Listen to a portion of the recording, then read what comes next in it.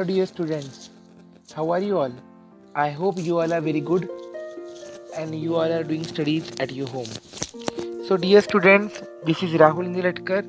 I am again back with the new topic of political science, that is chapter 2, federalism. So, dear students, before starting this topic, or we can say before starting the explanation of this topic, let us will read the overview given in your textbook. In the previous chapter, we noted that vertical division of power among different levels of government is one of the major forms of power sharing in modern democracies. In this chapter, we focus on this form of power sharing. So, dear students, जैसा कि हमने last chapter में देखा था power sharing क्यों important है और vertical form of power sharing और horizontal form of power sharing, ये पावर शेयरिंग की फॉर्म्स को हमने देखा था. तो mostly vertical form of power sharing जो है वो किस तरीके से प्रैक्टिस किया जाता है वो इस चैप्टर में हम देखेंगे. इसका मतलब यह है कि ये चैप्टर पिछले चैप्टर से थोड़ा लिंक रहने वाला है. It is most commonly referred to as federalism. Yes. So the vertical division of power sharing, the division of power between the central state government, this is referred as federalism. We being by, so we can say it is a form of power sharing, but it is referred as federalism. We begin by describing federalism in general terms. The rest of the chapter tries to understand the theory and practice of federalism in India. A discussion of the federal constitutional provisions is followed by an analysis of the policies and politics that has strengthened federalism in practice. Towards the end of the chapter, we turn to the local government, a new and third tier of Indian federalism.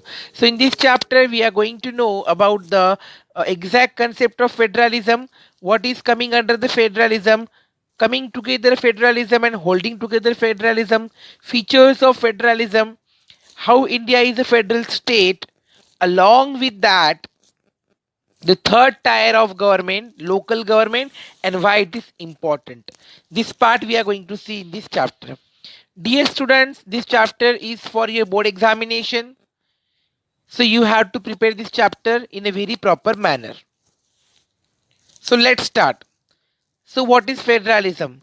Here is a cartoon. It is telling us that I am confused. What do we call the Indian government?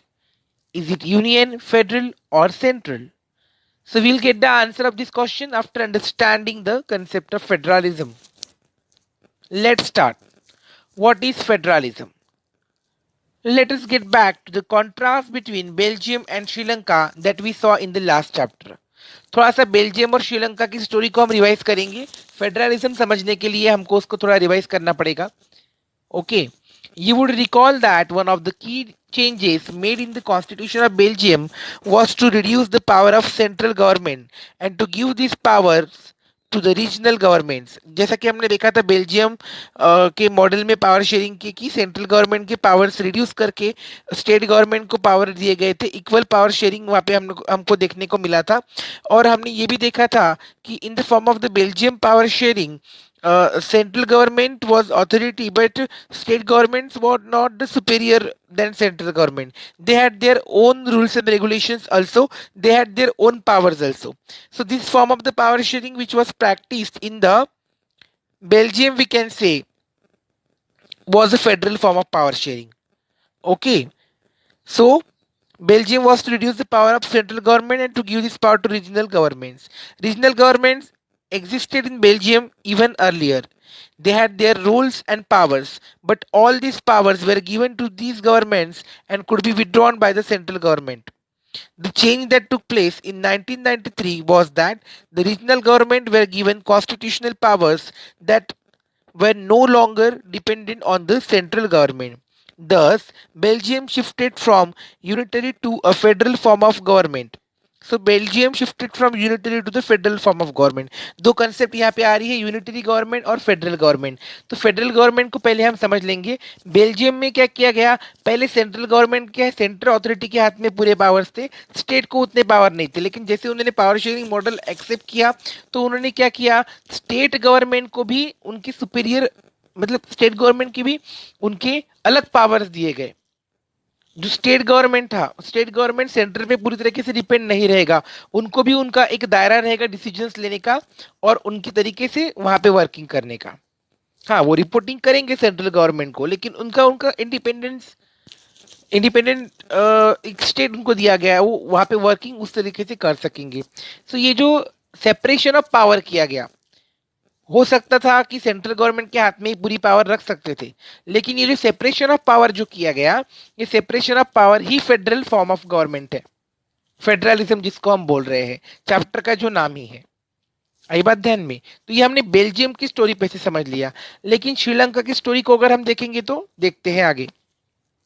Sri Lanka continues to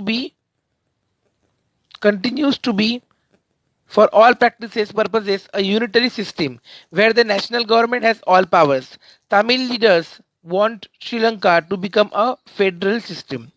अब Tamil community को, Tamil leaders को लगता था कि federal होना चाहिए, whereas Sinhala's communities, you all are knowing that they had their power in their own hands. So Sri Lanka की अगर हम बात करेंगे तो वहां पे क्या था, यूनिटरी फॉर्म ऑफ गवर्नमेंट, मतलब एक सेंट्रल अथॉरिटी है, सेंट्रल अथॉरिटी के हाथ में ही सारी पावर जो है वो सेंट्रल अथॉरिटी के हाथ में ही पूरी पावर जो है वो दी हुई है।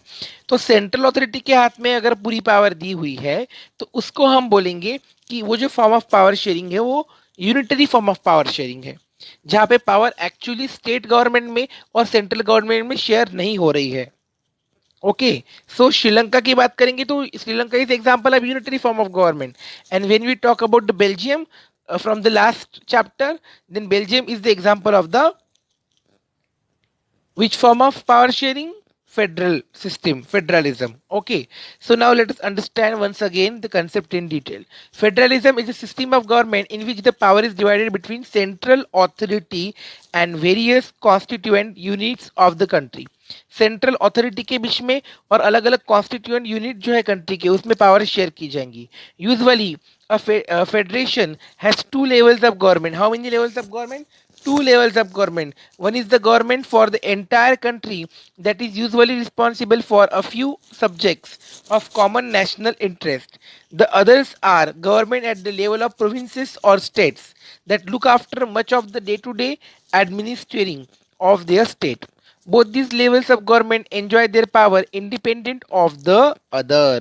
This is very important point, independent of the other. मतलब यहाँ पे ये बताया है सेंट्रल पावर भी है और स्टेट पावर भी है।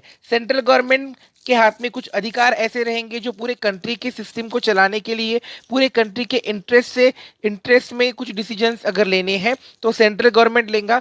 वेर स्टेट की बात अगर प्रोविंसेस बोलो या स्टेट बोलो, प्रोविंसेस बोलो या स्टेट बोलो, सो स्टेट की अगर हम बात करेंगे तो स्टेट के लेवल पे अगर कुछ डिसीजन लेने हैं, स्टेट के लेवल पे कुछ इंप्लीमेंटेशन करने हैं तो पूरे पावर स्टेट गवर्नमेंट को जो दिए जाएंगे वो रहेगा स्टेट गवर्नमेंट के पावर्स। तो इस तरीके से स्टेट गवर्नमेंट और सेंट्रल गवर्नमेंट को सेपरेट अथॉरिटी दी है, पावर सेपरेटली उनके दिए हुए हैं। इस फॉर्म को हम बोलते हैं federalism. It is nothing but the federalism. Federalism is such A form of power sharing in which the separate powers are given to the central and the state government to run the country in a smooth manner.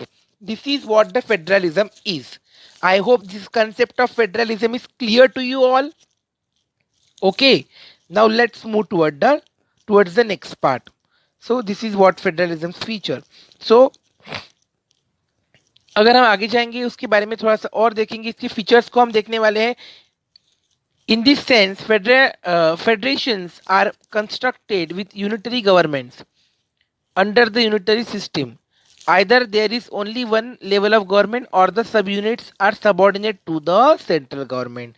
The central government can pass an order to the provincial or the local government, but in a federal system, central government cannot order the state government to do something. State government has powers of its own for which it is not answerable to the central government. Both these governments are separately answerable to the people. Yes. अगर हम federalism की बात करेंगे तो federalism में क्या है, federalism में सेंट्रल गवर्नमेंट को आंसरेबल स्टेट गवर्नमेंट नहीं है, state government is not answerable to the central government, both these government are answerable to the people, because state government is separately running its government, separate election उसके हुए हैं, they are answerable to the people, central government is separately answerable to the people, state government is not answerable to the central government in this form of the power sharing। अगर हम इसकी बात करेंगे तो ये है फेडरलिज्म। वेर एज हम अगर यूनिटरी सिस्टम की बात करेंगे तो यूनिटरी सिस्टम में कैसा है, यूनिटरी सिस्टम की अगर बात करेंगे, यूनिटरी फॉर्म ऑफ गवर्नमेंट की अगर हम बात करेंगे तो यूनिटरी फॉर्म में कैसा है, यूनिटरी फॉर्म ऑफ गवर्नमेंट में आपको गवर्नमेंट जो है ना, यूनिटरी फॉर्म ऑफ गवर्नमेंट में गवर्नमेंट सेंट्रल गवर्नमेंट रहने वाली है और स्टेट गवर्नमेंट भी रहेगी, लेकिन सेंट्रल गवर्नमेंट के सबॉर्डिनेट्स रहेंगी स्टेट गवर्नमेंट, सेंट्रल गवर्नमेंट जो बोलेंगी वही उनको करना पड़ेगा, उनके हिसाब से उनको डिसीजंस नहीं लेते आएंगे।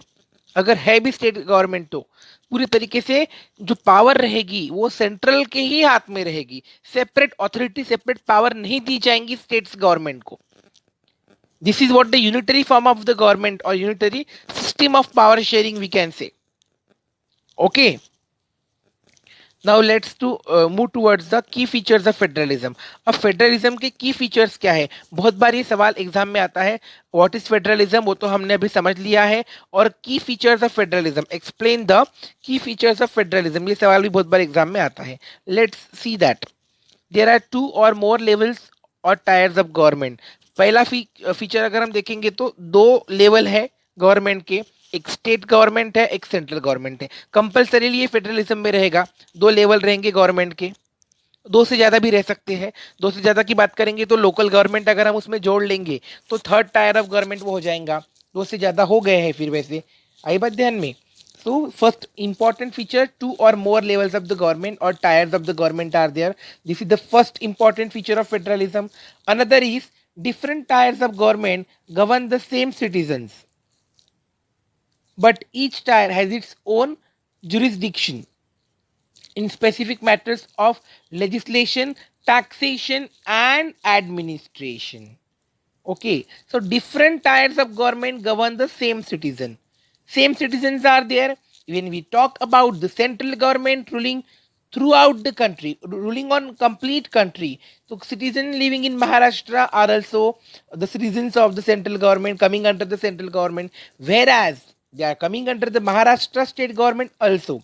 It means that different tiers of government govern the same citizens, but each tier has its own jurisdiction. Okay, government एक नहीं है, अलग अलग है, लेकिन सिटीजन तो वही है, लेकिन उनका अपना अलग से क्या है, अलग क्या है उनका, they have their own jurisdiction. Now what is jurisdiction? See, the area over which someone has legal authority. The area may be defined in terms of geographical boundaries or in terms of certain kinds of subject.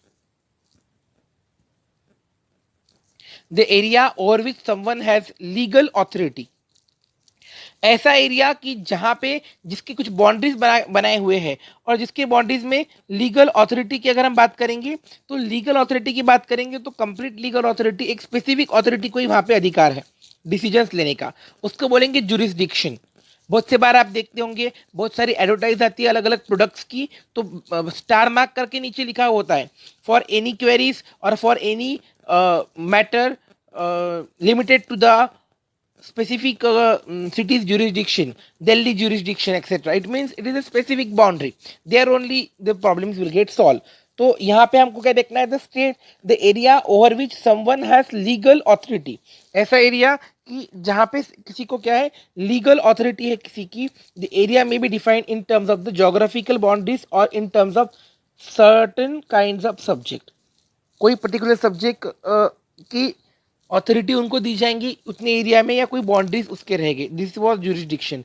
मतलब यहाँ पे ऐसा बताया है second feature में कि federalism में क्या रहेगा, in the federalism there will be the same citizen will be there but different government at different level, but their jurisdiction will be the specified for the matter of legislation, taxation and administration. Yes, So any matter related to the court matter we can say, taxation related matter we can say, administration related matter we can say, that will be dealt in the specific jurisdiction only. Their boundary, their area will be specified. This is what the second important feature of federalism. I hope it is clear to you all. Now third, the jurisdictions of the respective levels or tiers of government are specified in the constitution. So, the existence and authority of each tier of government is constitutionally guaranteed. मतलब existence और authority constitutionally guaranteed है. Constitution में उसका specification दिया हुआ है कि कौन सा जुरिडिक्शन कहाँ तक की किसकी लेवल रहेगी, कहाँ तक की किसकी अथॉरिटी रहेगी, हर एक टायर ऑफ गवर्नमेंट की, उसके बारे में स्पेसिफिकेशन, जुरिडिक्शन के बारे में स्पेसिफिकेशन जो है वो कॉन्स्टिट्यूशन में दिया रहेगा. सो that is what the third important feature of the federalism is. The existence and authority of each tier of government is constitutionally guaranteed. कोई भी अथॉरिटी का एग्जिस्टेंस, कैसी अथॉरिटी रहेगी, कौन से लेवल तक की वो अथॉरिटी रहेगी, इसका एग्जिस्टेंस जो है कॉन्स्टिट्यूशनली गारंटी उसकी दी गई है. कॉन्स्टिट्यूशन ने गारंटी दी हुई है. कॉन्स्टिट्यूशन में सिंपली मेंशन उसके बारे में किया गया है. This is third important feature. Fourth feature, the fundamental provisions of the constitution cannot be unilaterally changed by one level of government. Such changes require the consent of both the levels of government. Yes, अगर कोई fundamental principle constitution में दिए हुए हैं, country के constitution में कोई fundamental principles अगर दिए हुए हैं, सो वो फंडामेंटल प्रिंसिपल्स में अगर आपको चेंजेस करने हैं, if you want to make the change in the any of the law, any of the fundamental principle given in the constitution, so a single government cannot take decision on that. One level of the government cannot take decision on that. Such changes require the consent of both the levels of the government. For example, if any law is to be changed for a specific state, for a specific state's conditions are not favorable for that, so in that case that state government alone cannot take the decision. In that case that state government has to take the consent of the central government also, and same is applicable for central government. So it means that for changing any of the law or for changing any of the principle laid down in the constitution, both the level of the government has to take each other's consent. They cannot take decision by their own. This is the fourth important feature of the federalism. Okay, now fifth feature, courts have the power to interpret the constitution and the powers of different levels of the government. The highest court acts as an umpire if disputes arise between different levels of government in the exercise of their respective powers. Yes, court को power दिए गए federalism में constitution के बारे में interpret करने के लिए. Court has the power to interpret the constitution and the powers of the different levels of the government. इसके बीच में कोर्ट बात कर सकता है, कोर्ट इंटरप्रेट कर सकता है.